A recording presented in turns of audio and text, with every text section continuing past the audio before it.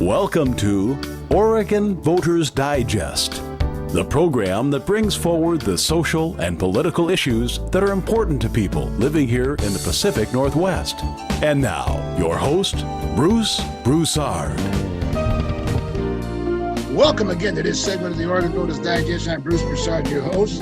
Co-hosting with me tonight, and one of these, we're going to really get into it. Things that Bob Williams, you've seen Bob before. I need not introduce him. He's there, and we're going to just give you quite a show today.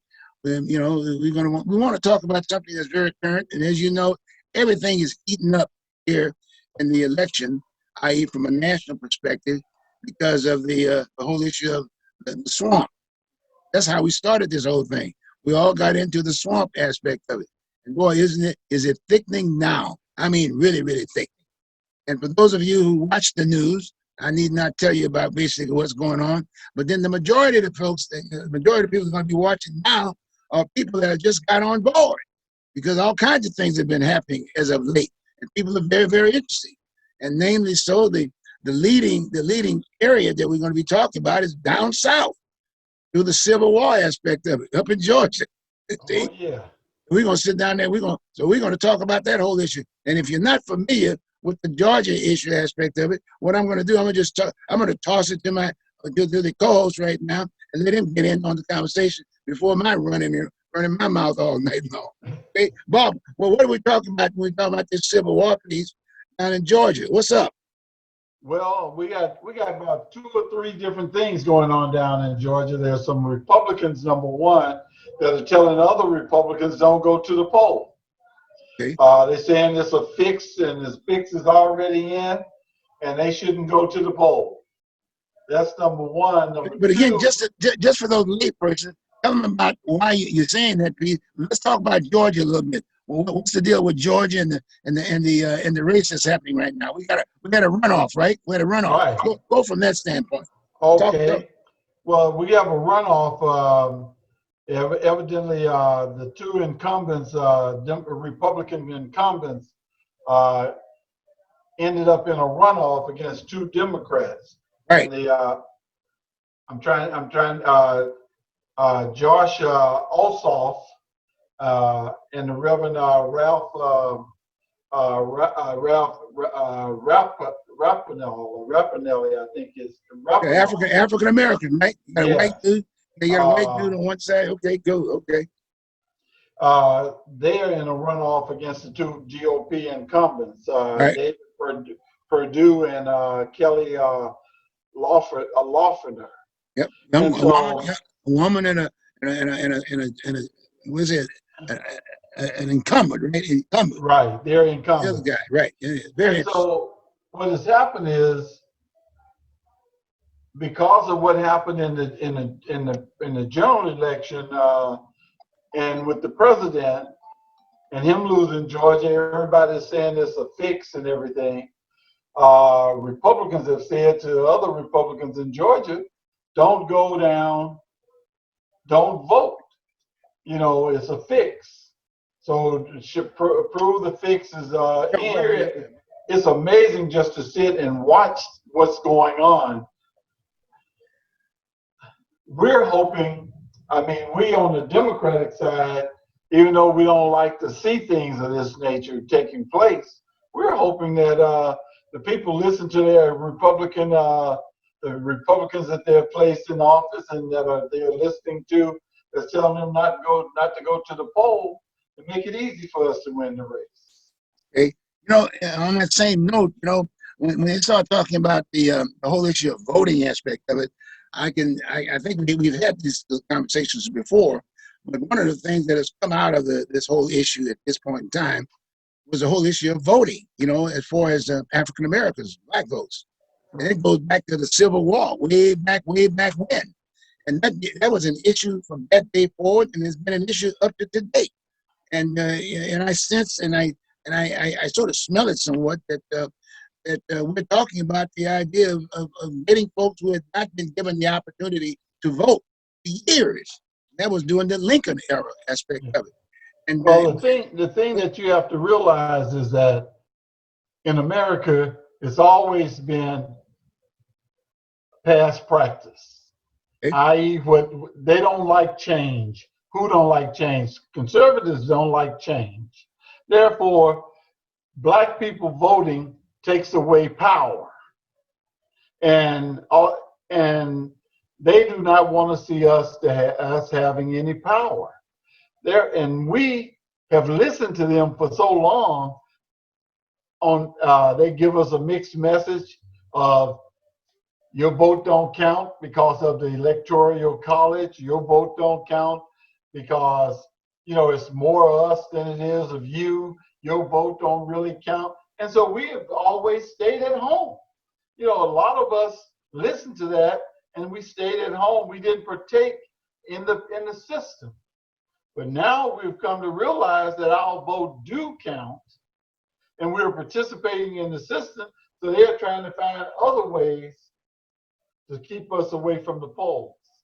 And one of them is to send a mixed message, because we can't decipher the message, and therefore they'll send us. They did it to us in 2016 with Hillary. The message was she was a crook. A lot of Democrats didn't go to the poll listening to the other side. We learned from that, because now we see that our vote does count, because otherwise, if we had went, we wouldn't have had Trump. A lot of other people realize that their vote count as well. Now in Georgia, it's going to show just how people think. And at one point, they were talking about bringing back the poll tax. They were talking about bringing back the literacy test and all of these other things to show that black people are not ready to exercise their right to vote. So we're in 2020, the year of whatever, and we're now going back to 1889. This is ridiculous. People should go exercise their rights, their God-given and American heritage citizen-given rights to vote. Plain and simple. It shouldn't be anything trying to stop it or trying to make people feel like they can't. When you think about it, when you start talking about the origin of the whole issue of voting, again, going back in time, during the Lincoln era aspect of it, and here he was a Republican. You got me? And Right. One of his main platform pieces was the liberation of blacks during that particular time. But that was brought on, in all due respect, it's just like anything else. Anybody running for office have a platform, right? And at that point in time, that was part of his platform. And on the other side, on the east side, it's kind of interesting that was just the opposite. They just didn't, because he was talking about citizenship, and in that Constitution it talks about the equal rights of all men. There was all that major issues. But realistically, the problem during that particular time, it wasn't about blacks. It was about the money. It was about cotton. Cotton was king during that particular time. And guess who basically picked all that cotton? Black folks down south. See? And so I think when you start thinking about it from that standpoint, black folks were basically the machinery, and basically that picked up all of that gold down south, and right up front with it, they did not want to release that power, as you say. I mean, but my point is that as time went on, Lincoln got very much involved with the slaves, if you will, from down south, because when they negotiated the deal to do the Civil War, and then at the end of the day, as a result of blacks being involved in the war, because over 300 and some odd thousand blacks were actually wearing the Union color during that particular time, and the Union basically got in a position to win. So in the negotiation period, when Lincoln got together with the folks on the Confederacy side, if you will, the Southern side, they said, okay, fine, let's make some deal. They negotiated. And Lincoln agreed, meaning that said, okay, fine, I'm going to run for president again, and i.e. you guys can run for the vice presidency slot. And so consequently, when the election came out, the D's had the vice presidency, and Lincoln was basically on this other side. But as time goes on, Lincoln actually was saying, well, I got to make sure that we had the railroad during that particular time aspect of it. and blacks were being freed more and more. And so all of a sudden, the folks on the other side say, ain't no way, you know what I mean? And by the way, when when they were having that Civil War aspect of it, in all due respect, a lot of the folks in the South who were in Congress at the time just basically gave up their seats. And a lot of blacks got elected. They got elected to Congress and to the Senate aspect of it. But when that Civil War was over and the deal was made, guess what happened? They said, okay, fine. They got rid of all the blacks that were there, that were in Congress, and they went back, but they used and blamed black folks. They blamed the black folks. In all due respect, it was kind of like equally shared because, in all due respect, the people on the Lincoln side, a lot of Republicans on the Lincoln side agreed with the fact that, hey, look, we should change it, but blame the blacks. I mean, I'm just giving it a sort of a simple term aspect of it, right? But it's a little bit more complicated. The bottom line was about the money, and just through the years, it just maintained it. And then we were never able to, if you will, to basically be a part of the whole from the standpoint of being equal, like a simulation, right? We were just cut off from a simulation. We became basically the leading force that says, okay, fine, you got to always fight for something. You know what I mean? And they agreed, let's use the blacks. You know, so as a result, through the years, I mean, we had civil rights bills, and in many ways, the Republican parties was always carrying that piece. And then the D side, they would argue back and forth. But at the end of the day, we were still being used by both parties in many ways. Right. Got me? By both parties. But now all of a sudden, as time went on, folks got younger and older and whatever, people died off and this, that, and other. Guess what? We got a whole new day. We came up with this idea about the swamp. People said, look, we got to clean up the swamp. On both R's and D's, sitting up in Washington, everybody's making money and not focusing on the people's rights. Got me? And so as a result of that whole piece, we came up with the swamp, and all of a sudden, the Republicans didn't want to put any and get involved in the change. I'm talking about the ones who are there every day, and so consequently, the only person that raised their hand and said, "Look here, I'll run for the president," or someone that wasn't even elected to office, had never been elected to office, was Trump on the R side. Right? You got me? See what I'm saying? And then Hillary was there because she had basically been acquainted with the whole system before, and she would have been the first woman, if you will, elected president of these United States. But then all of a sudden that didn't work. I mean, my point is that I think that the support, in many ways, people wouldn't say it, but the support was Trump. They did not want to get one of their own, and I'm talking about from Congress as a whole. You got my point? And as a result, she lost, and then he won. And then, but you got to realize that President Trump was a developer. He was a businessman. I mean, his politics was that he gave money. He gave money on both sides of the aisle. You know what I'm saying? While he's sitting up there in New York, it became a New York thing. So the whole media, if you will, in all due respect, we're talking about the media in New York. We look at the movies that show today. CNN and Fox is located in New York. Got me? Trump Towers is located in New York, right? You got me? And so the bottom line, it was a New York thing, and I think the rest of the country really wasn't ready for that kind of that involvement aspect of it. But it evolved. It evolved. And so now, Nancy Trump basically looked at it. I think he looked at it from the standpoint of just like any other business, like building a hotel or this, that, and other. Said, okay, fine. What is the definition of the vote? It's about the vote. And if it's about black folks, well, guess what? If it's about black folks and the majority of the country, and we see it today with the millions of folks on both sides now, we got to divide. We said, okay, fine. Well, we said, well, gee whiz, if it's about the Civil War thing again, well, my base is going to come from the South because the issue is about black folks.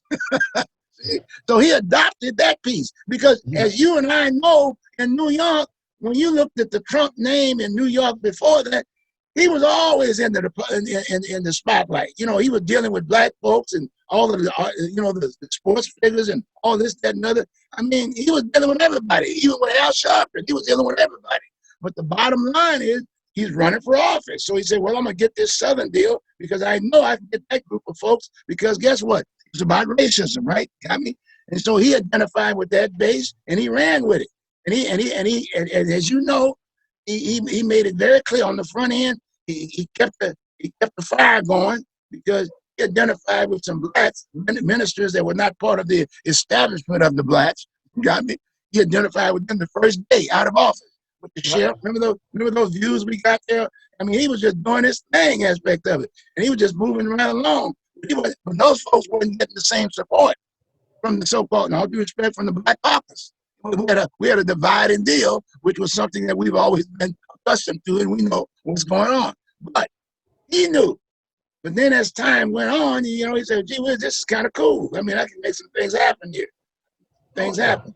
And so as time went on, he said, well, gee whiz, he's got his family involved in this deal. It's about him. He's just still building another building, if you will. I'm gonna play a little golf and this, that, and the other. So I'm just throwing it up to this particular point to say that it was a timely thing. We were talking about the swamp. We were talking about the swamp. So now we want to get back to legitimacy, if you will. Right. We want to get back to legitimacy. And I really think, without getting into a whole bunch of other discussions, I want you to talk about this as much as well, a whole bunch of that piece aspect of it. I think he got to the point, he said, you know what? I like the idea of being president. I'm going to go down and follow the rules. But guess what? All that stuff in the background before he got to this particular point. Hey, when he kept making the point about fake news and this, that, and the other, and then the other deal. So by the time he got to the point of saying, then this epidemic came up, Corona-19 came up in the piece aspect of it, and all of a sudden that threw a wrench in the whole deal, because on the one side, on the other side, it was anything he said was just the opposite, the other side. Because no respect, and just a real quick note on the 19th, the coronavirus, was it CD19 or whatever it is, aspect of it, he made the point, and I felt very strong about that at that point in time too. When he made the point about, well, look here, why don't we just get some medicine or something over the counter? Even mentioned the bleach thing, you know what I'm saying? Whatever. But the bottom line is that he said, well, look, why don't we just give them up with some pills and give them something over the counter so people can react to it? People just say, well, you're a fool, blah, blah, blah. And so then he just went on and said, well, look, we need a vaccine. So he went out there and said, well, look, went down there, WHO, World Health Organization, said, you all the doctors, come up with a vaccine. They said, no, it's about the mask, it's about the testing. That was the other side, right? Yeah. And so they went back and forth. And like you said, now that he's running, when he was running for president, they said, no, it ain't about the vaccine. And then, naturally, he promoted the peace. He's a builder. He just said, bang, well, he didn't know anything about no vaccine, but he knew he had the power. He said, look here, this thing is about the money. So he went around the world and said, okay, look here, we're willing to buy some of that vaccine real quick, whoever invents this stuff. Got me?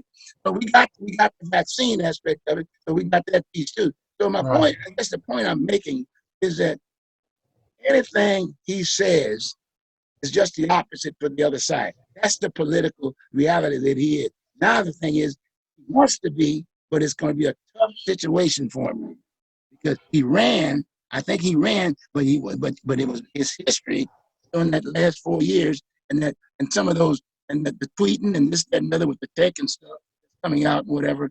I mean, so consequently, he got caught in the deal. And he's just, as a developer, you never want to be a loser. You can't, because otherwise you lose everything you got, right? You know what I'm saying? So with that, I made that point. So I'm going to go and give it back to you, and then run in on your end in terms of what you think your perspective was. Well, just a little bit on what you said about Trump. Trump did something that grocery stores used to do, and that is, remember when Safeway had coupons every Wednesday? There was a bunch of coupons. Then all stores began to have coupons, and then Safeway went to double coupons. Okay. And what they found out at Safeway is, with double coupons, people came.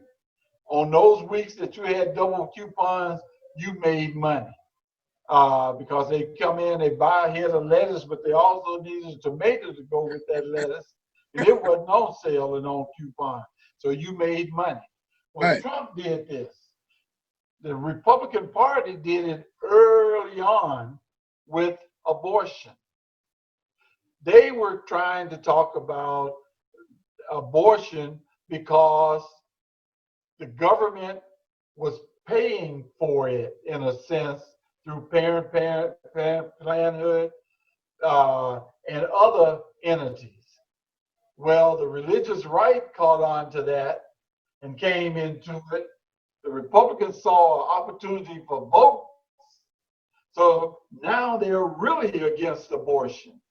And what happened is some of their Republicans backed away because all of a sudden it became a woman's right to choose. And when that happened, some of them wanted to back away, but they were stuck into this, just like Safeway and all these others with double coupons. Wait a minute, you done brought them to the table. You can't back out. You got to stick with it. And so that's what Trump did. He came, he said, whoa, I can get the Southern whites who's against this, everything, the black people getting everything. They always looking for a way to give them something. And I can ask the blacks, hey, you've been with the Democrats all this time, what have you got? And so we were betwixt and between, and everybody was pulling on us from both sides. Now we've come to say, wait a minute. It doesn't matter. It matters whether we're being treated like by the quote unquote, I'm going to use this phrase and some people are going to take it out of context, I know.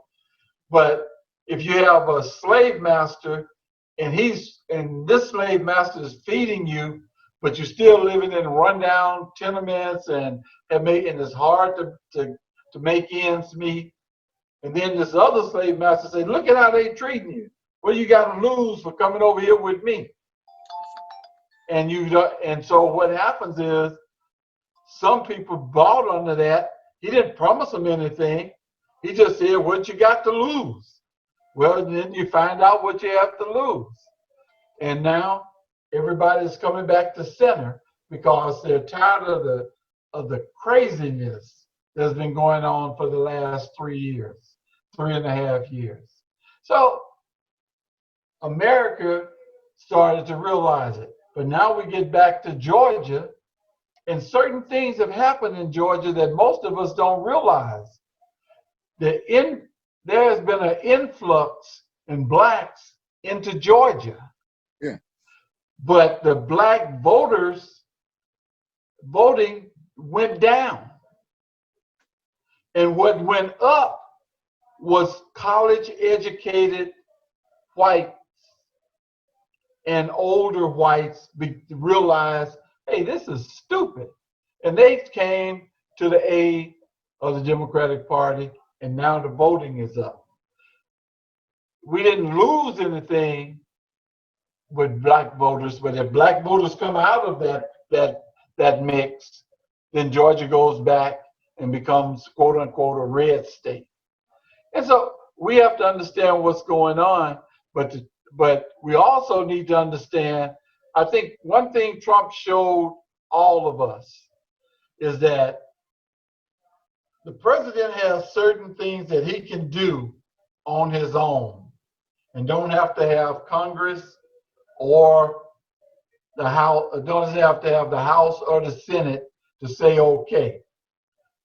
But once he leaves office, then those things can be changed by the next person coming in.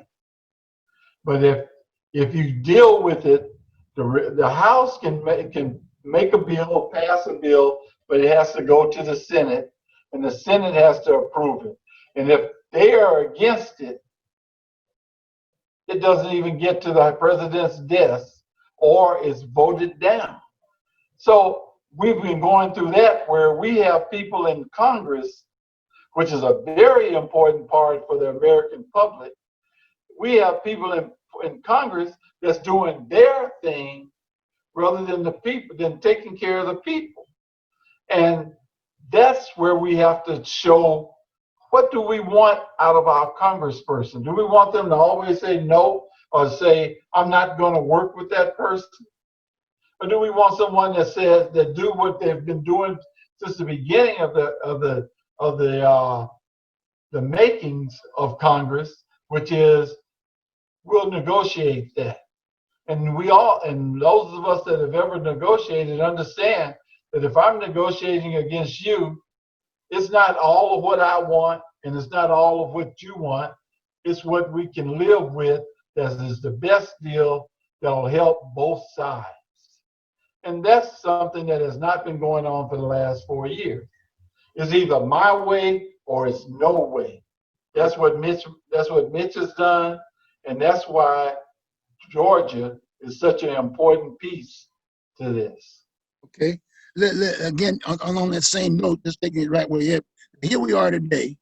We truly have now, as opposed to a diverse country, and that's where we're going to be going, if you will. We have a divided country.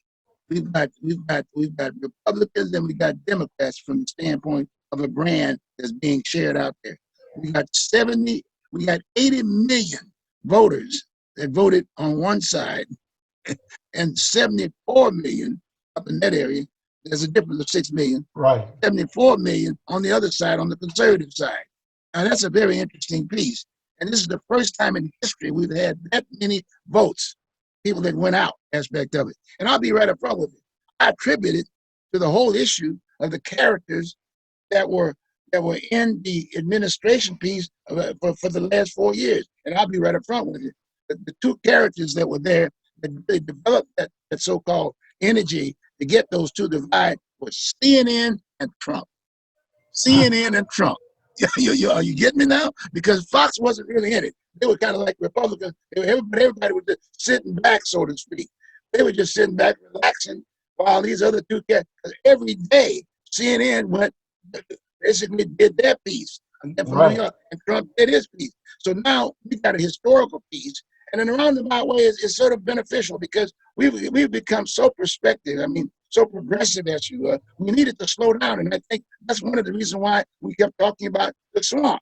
You know what I'm saying? People were making too much money. I mean, they were making money. I mean, we were controlling the world. Everybody was looking at us. Everybody wanted to come here, and everybody getting the peace. And a lot of people were being left out that were living here already. Got me? And so consequently, there was a stop. So now we got a situation here now. Like I said, now we got Georgia, of all places, the South. Of all places, the South. And Dirty South. The South, where Georgia, where a woman who had just run for governor of the South, you know what I'm talking about, that sister. He ran for that. And in all due respect, if you looked at her votes in the county, you'd find a whole bunch of fraud. They couldn't afford to have Georgia get out of that piece. But the fact of the matter is, this is a historical opportunity here. Everybody now is sitting back and looking at Georgia, and in all due respect, they got to communicate. This country has to communicate. And I'm saying we are going to communicate. And I'm giving credit to the two entities that brought this issue right here. CNN and the president happened to be Donald Trump. You got my point? And had he been had he been the president coming from either one of those parties, if you will, meaning a career type politician aspect of it, we would really have problems by now. I mean, he didn't have any background whatsoever, so he had nobody to pay, had nobody to do this, that, the other. So as a result, he was just a developer. He was a developer. When something came wrong, you say, okay, fine, let's get it done. And he did that, got the family. So I'm just saying, in a roundabout way, that's a good deal, because now think about it. What are the benefits right now? Black folks now will become Americans. Right. Black folks are going to be able to vote like everybody. Everybody's going to be able to vote. And if you can't stand in line, because in all due respect, when you think about the history of black folks voting, they were prevented. I mean, the Klans were down there basically. You can't get in line, and making sure that blacks couldn't stand up and go personally down there and vote. Blah, blah, blah, routine. They stopped them from doing this, stopped them from doing this, stopped them. Now it's a whole different ballgame, because they came out with the mail-in ballot aspect of it. And as you know, Bob, in Oregon, we were one of the first states in the union that went out with mail-in ballots. And it was a beautiful piece. That meant that everybody had the opportunity to vote. Everybody had an opportunity to vote, whether you were in the old folks' home or the French or there or this, that, the other. Everybody had the opportunity to vote. And that's a good thing. That's a real good thing, because people at the French, yes, everybody got the guns. People aren't running around killing people, you know what I'm saying? The fact of the matter is, we're still the USA. And I think that It's there in our DNA, but now it's just a matter of us getting together. So the results of this election is bringing about, if you will, the assimilation of the deal. So now the Civil War will now, for once and for all, will be done. It's over with. You got my point? And so win or lose, we'll win. This country is going to win across the board, as far as I'm concerned. Oh yeah. We're going to survive this whole entity aspect of it. You know, it makes no sense for us to be so divided. I mean, I talk to people all the time and I ask them the question, what is it that you hate about certain people? One young lady online was talking about the governor. And I asked her, why are you calling her these names? Why are you, what is it that she has done? She said, well, she closed my business. And so I'm like, why can't you say to the governor, hey, let's try your 3 weeks thing here. I'm going to support you for 3 weeks. If your business can't survive for 3 weeks of being closed, you're running, and you've been in it for as long as she told me she had. You got a problem. Okay, looks like you got a good point. And like I said, hopefully the viewing audience, we're having a good conversation here. This is open day, and I got Bob and myself, and we're going to talk a little bit more. We're going to take a short break, and we'll be right back with you. Okay.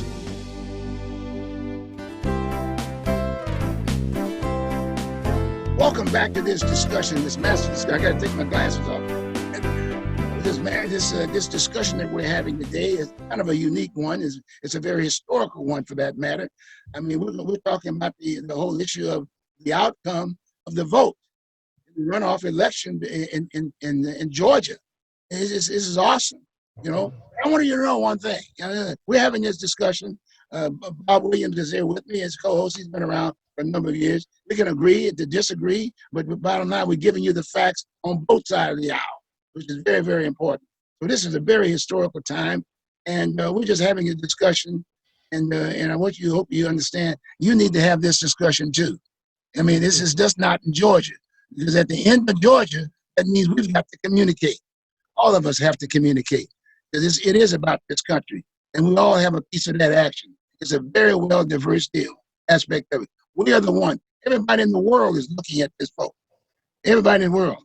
And it's going to come around, and then, but I put it this way, on January the 20th, 2001, someone's going to be raising their right hand and their hands on the Bible.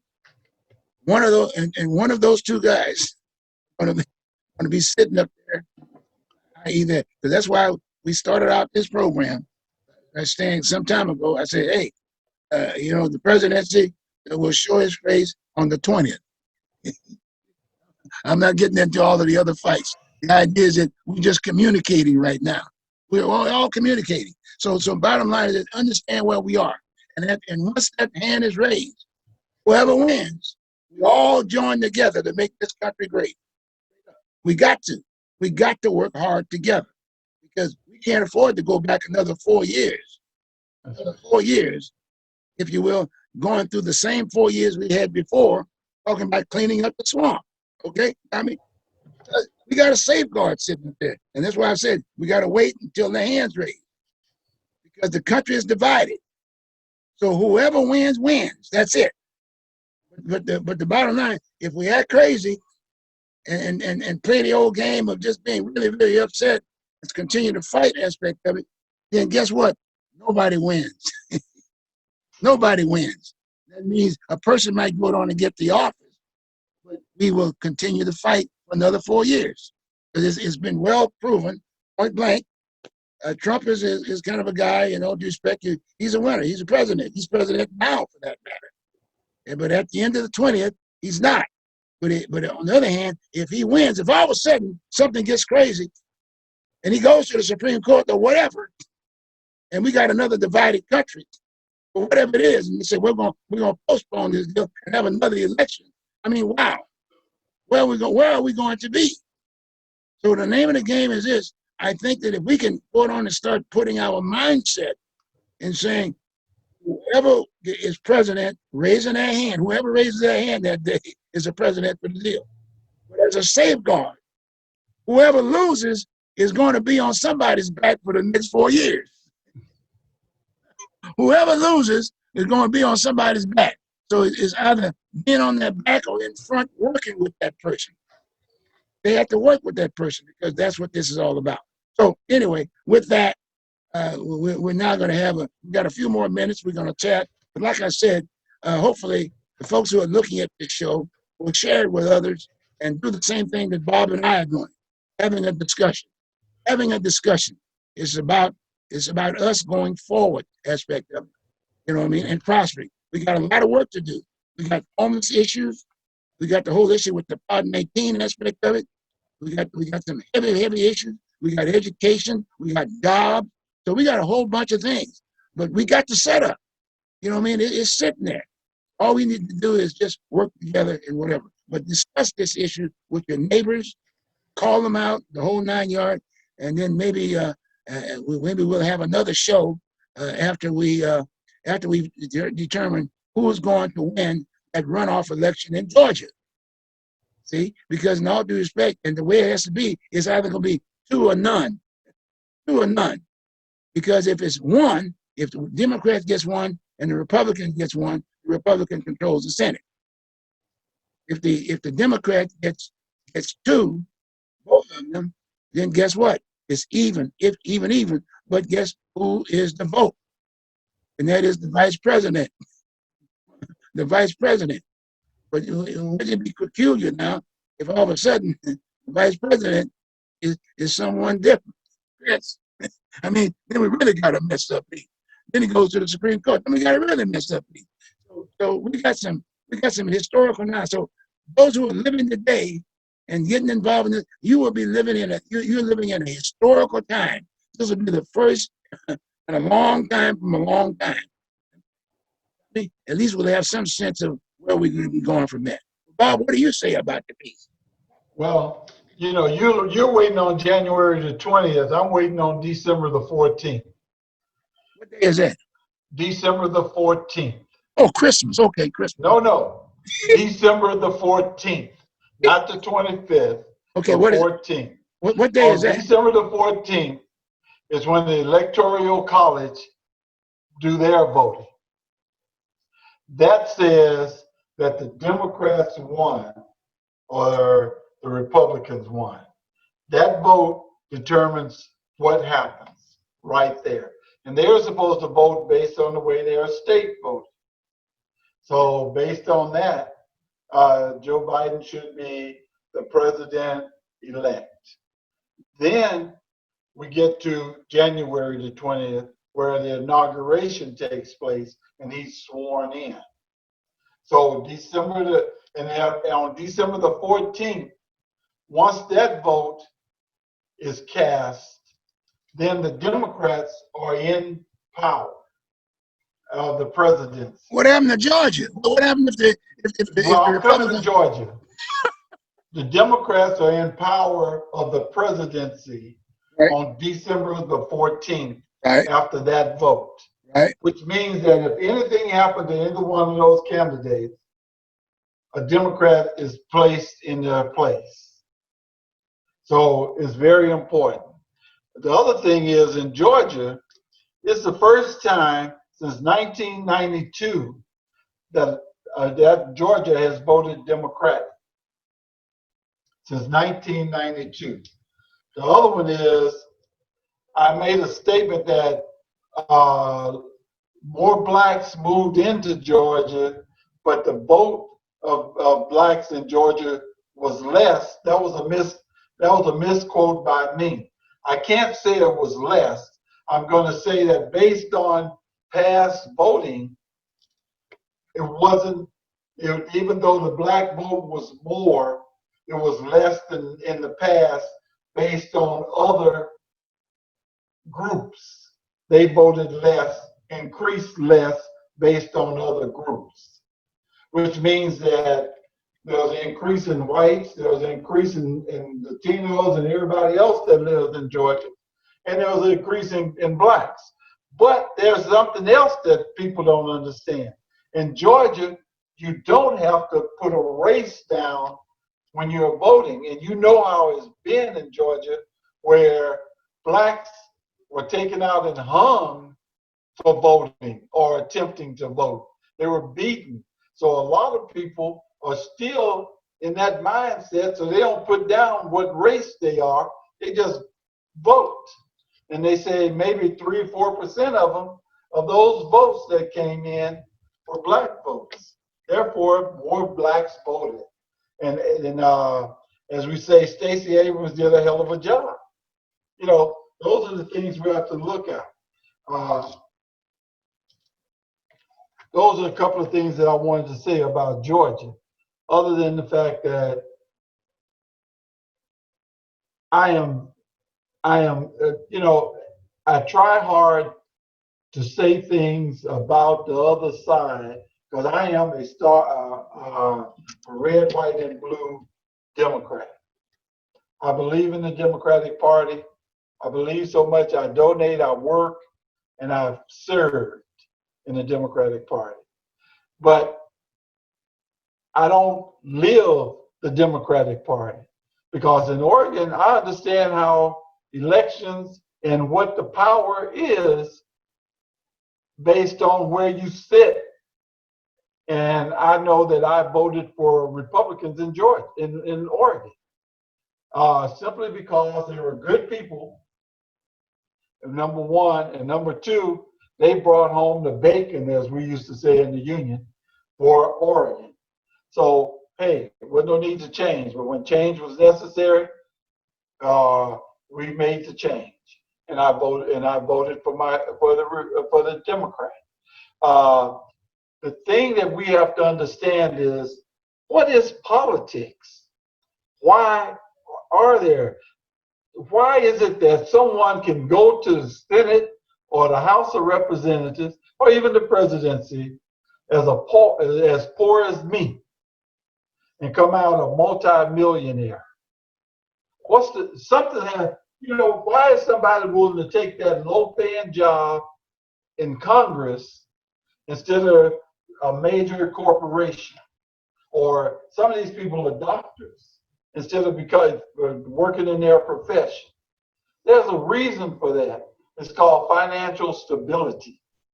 And so everyone that goes into there understand that they're going to come out better off than they were.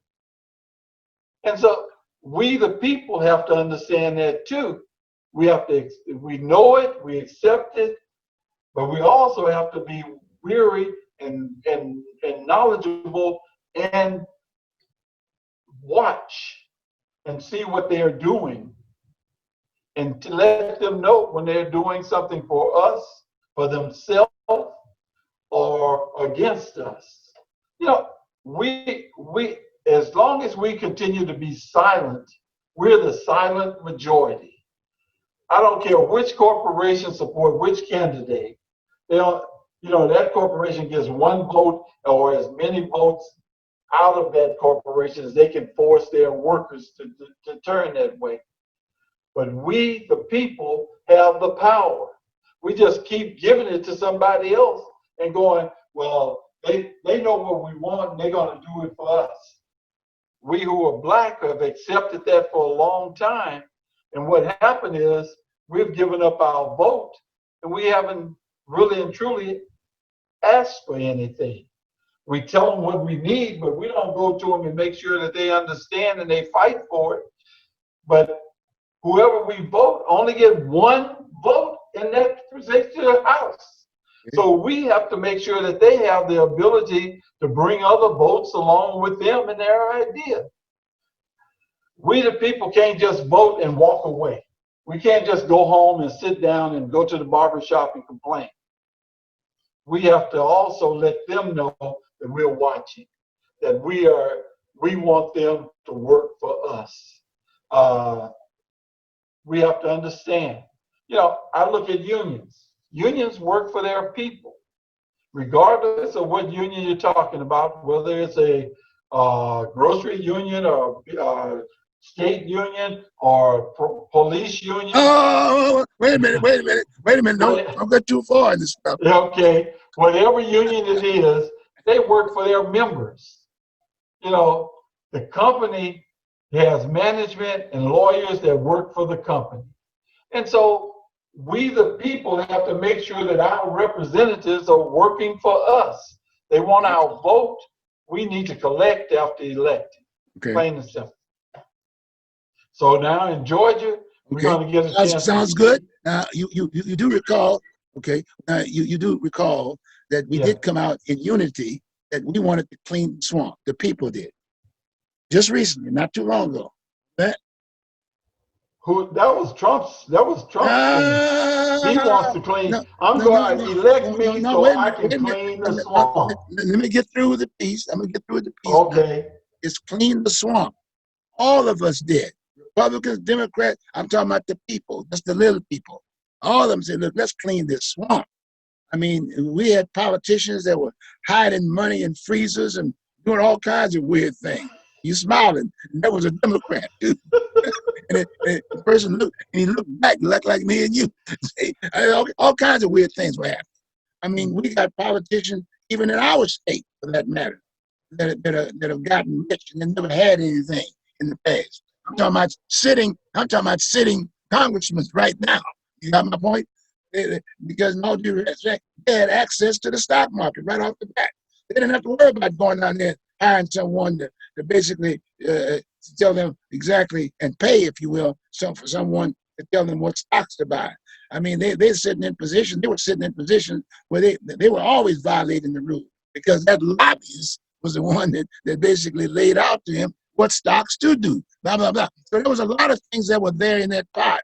In all due respect, that was basically the Congress we had, okay? So R's and D's all violated that issue. Trump, hey, the swamp. That's what you just told me. That's what you just said. He told you to go clean the swamp. Wait a minute. Wait a minute. That's what you just said. You see, you said he needs 4 more years. Clean the swamp. No, he needs 4 more years. And he thought that cleaning the swamp means if I put more dirt in, it won't be as much water. Therefore, it'll look. Well, look. Let's think about that now. Now, you know, it was said, and you know, this has been happening right now, even though it's a pros and cons aspect of it.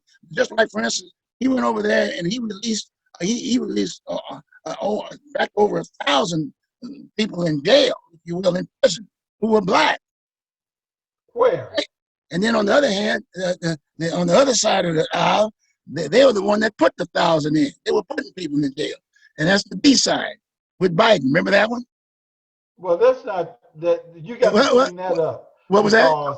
Here's the thing. Wait a minute. He let two people. I only know the 2 black people that he got out of jail. Oh no!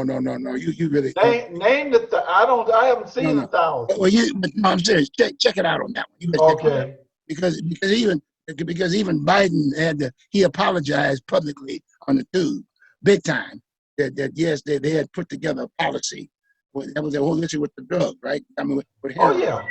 That was huge. That was huge. But I'm just saying to you that there were some things that he did that were very positive in many ways. But in all due respect, he didn't reflect that because in all due respect, when you got CNN beating them down on one area, and then he's responding to that by basically calling them fake news, he had no time to talk about the positive things that he did. You know what I'm saying? Because as you know, the majority of the population, they don't look at any news. They don't read newspapers, right? You got me? You know what I'm saying? Yeah. So all they look is at visual. Visual is a very powerful medium. And that's one of the reasons why you're going to see the majority of the money that's going to be going in those coffers down in Georgia is going to be on those visual aids, those ads, right? Those visual ads and those radio ads, if you will, that are going to be coming out. And the newspaper ads, well, the TV ads. That's what's going to be going on. That's where they're going to be spending that money to get those visuals in the hands of people, right? Am I fair? You got me? See what I'm saying? So the name of the game is that, you know, we can reflect now. I mean, the only reason why I can reflect is that I've been sticking up with the move and knowing what both sides, but I'm looking at both sides every night, if you will. You know, and so It just so happened there were two entities. It's like I made the point. No one can argue with me about the fact that it was only two people that were running for president during that time, and that they spent the 4 years. It was CNN and Trump. That was it. The others were just there, instrumental. You know what I'm saying? And but I'm saying to you is that you don't just throw everything out. It's like saying so many words. I don't want, no due respect, a president-elect, let's say like a Biden, who's not there yet, but who's going to, let's say, who's proposed to be there aspect of it. I don't want him to change certain things like, okay, well, we're going to pick up these 1,000 people that Trump had gotten out of jail and put them back in jail. You know that's not going to happen. That's what I said, because as long as I know that you are saying no, see, you got my point? So my point is that there's some thing. And then the other thing, when you start thinking about that so-called barrier, that fence line aspect, that's a real situation. I mean, that's a real deal. Because the bottom line is that something needs to be worked out between the two countries, I mean, that respects one's borders. Because you know and I know that when you go down to Mexico, if you're a business person and you want to open up a business shop, guess what? Guess what? The majority of that labor force has to be Mexican from that country. In our country, it's a different ball game, right? You got me? They were, and you know, you've been in the unions aspect of it. You know for a fact that a lot of the contractors would hire illegals. We know that, right? You know that, and I know that. We've seen it. You got me? So consequently, there's some things that we got to clean up.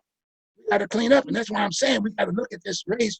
The situation that we've had over the last 4 years and where we're going, we got to make sure we get the word out from the standpoint. There's some things we got to continue on doing what's right for the people, like you said, the little people. But when you start thinking about homelessness aspect of it, we got to get those folks. Those were Americans that are sitting out in those streets with their babies and this, that, and another, nowhere to go. You got me? And then just recently, they were talking about giving jobs, just a blanket kind of a job, and paying people to come here to go to work in the tech valley. You heard that tech piece? Remember that about tech up in the California deal? They basically sent those young people to school and graduated. I mean, with big time degrees and this, that, and the other, and they got the jobs. But then you ask yourself the question: why didn't they give those scholarships and whatever to folks inside the other city, black folks and other folks, and train them? I mean, are those folks that are out on the street? And when you start thinking about when you take your hat off, some of the hats you take your hats off. So what does it say? Made in China or Japan or whatever. And these were business folks that were putting those businesses together. See what I'm saying? And we got to bring some of those jobs. Those are blue collar jobs, good paying jobs. Got my point? They're going to come back to this country. And then and right in front with it, he was doing some of that because he had access, because he was one of those people, right? But he was building buildings all over the world for that matter. He stopped. He didn't even have to. I'm talking about Trump. He didn't even have to do anything. He could have just stayed doing his thing, playing his golf. But he did. He just had this passion for basically winning and getting into things and making it happen. That's that building mindset that one gets when you want to do something. You take a ground and you stand back after that, and the structure's built, you got your name on it. I mean, some people go that way, and that's how they feel, if you will. Whatever. So all I'm saying is that that's why I'm saying that we're going to benefit. We will benefit, but we got to benefit together. We got to benefit together for the benefit of us all. Getting, like you said, the little people. Like I said, black folks can vote. Now they're going to be Americans. Fair? You know, I look at the everybody talks about in regards to the Prison Reform Act that they did on drug. I'm talking drug reform act that they did back when he was a congressman. And do you realize that passed with no votes, abstaining votes, which means that everybody agreed? And you know who asked for that? He didn't come up with this on his own. Black people went to them and asked for that. No. So, and it was because gangs. It was because gangs were getting so prevalent, seriously, and they were killing. You got to remember the year and they were killed. Innocent kids were being killed as gangs were fighting things out in the street. And black people went to their Congress and asked them to help, and that was the way that they helped. But And Bob, they couldn't even vote. They couldn't even vote. How you gonna put them in a position of power, saying that black folks went to congressmen, white folks, and told them to put black folks in? You're telling me they didn't? No, they didn't do that. They didn't do that, Bob.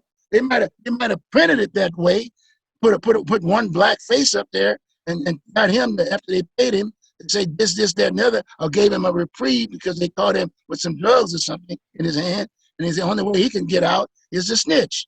Come on, Bob. The black folks as a whole, the Black Caucus didn't go to the congressman and say put them in jail, did they? Or did they?